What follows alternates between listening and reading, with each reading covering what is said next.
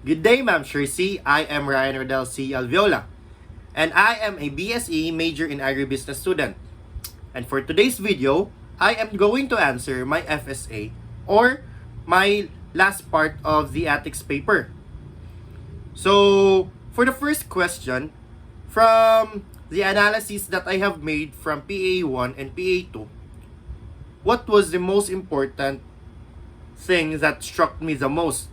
And why did I find this philosopher or principle the most striking of all? For me, the most striking principle that I have learned so far in this ethics class was a phrase from Saint Thomas of Aquinas. He said that do good and avoid evil. At first, it is really a straightforward and simple answer, but it is really hard to do after you have realized and reflected in your life how much temptations and how much wrongdoings you have did. Thanks to this ethics class, I have learned a lot deeper onto what natural law, what first principle is, and by the help of synderesis and conscience, I have awakened a new perspective on how to live my life day by day.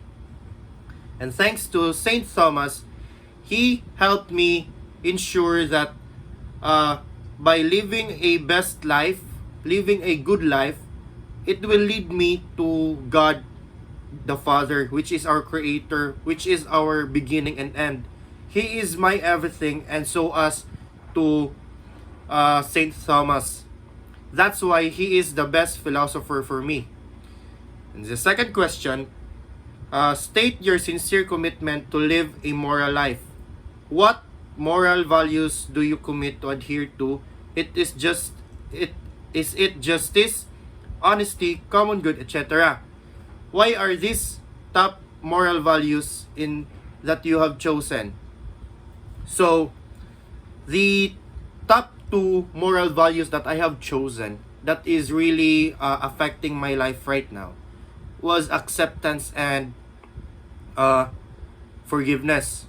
I chose those top two because right now I am dealing with a family problem which I hated a part of my family for a long time, and by living and applying this moral value concretely, I can now live my life better than before, and I can accept what family I have, and I can forgive those who have did me wrong.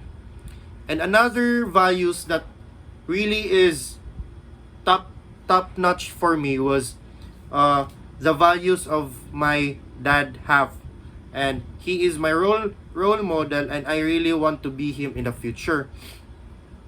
His values were honesty, humility, generosity, and gratitude. Those four are the most evident values that my father have, and I have noticed that if you have those values and you handle them correctly, more and more people will appreciate and will respect you, and that is what I have seen from my father, and that is my basis on what moral values would I adhere to commit to. And I think I have answered all the questions, and that's all for this video. Thank you for listening, ma'am, and have a good night.